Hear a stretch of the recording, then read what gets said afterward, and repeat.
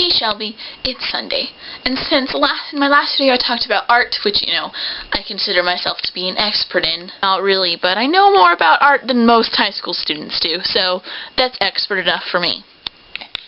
I thought, since my last video was about art, I'd talk to you about another thing that I know a lot about, in a series that I'd like to call According to Alex. Now, I'm going to talk to you about classical music, because I love classical music, and I'm sure you know that because I've told you about my love of classical music before.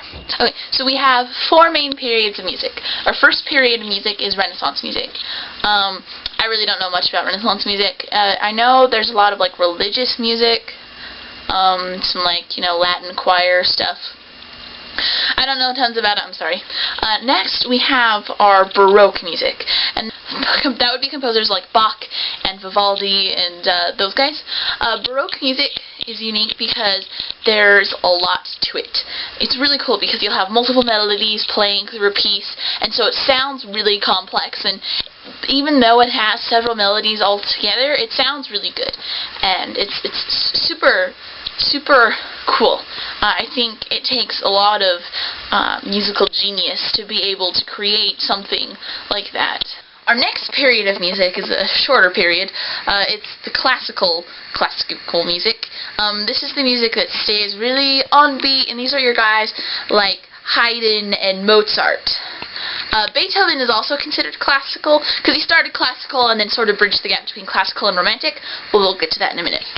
But yeah, classical is it goes back to, you know, the classics, meaning like Greek and Roman. And so it's very on beat, pretty normal rhythm. Also, the melody isn't really too complicated. It's pretty because of its simplicity, I think. Okay, next, of course, we have our romantic period of music, which, as you probably know, is like my favorite. It lasted for quite a while, I think.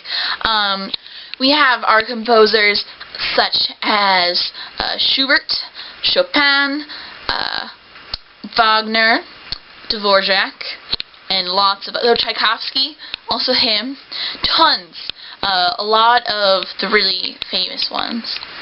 I don't know. A lot of really good ones. Romantic music is, of course, known because it's romantic.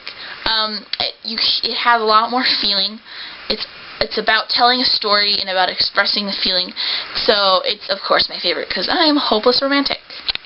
5th period of music called modern, and that would have like Debussy and more, like, you know, after, say, about like 1920s-ish is when we get out of romantic and more into modern. And then, of course, you have like New Age and stuff like that. I don't really know as much about those things, so yeah.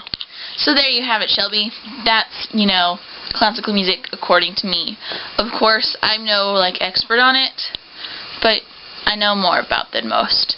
I should totally, like, figure out how to play some music in the background while doing this. I think I'll try to figure that out. Peace. Peace, what am I saying? I don't know how to end a video.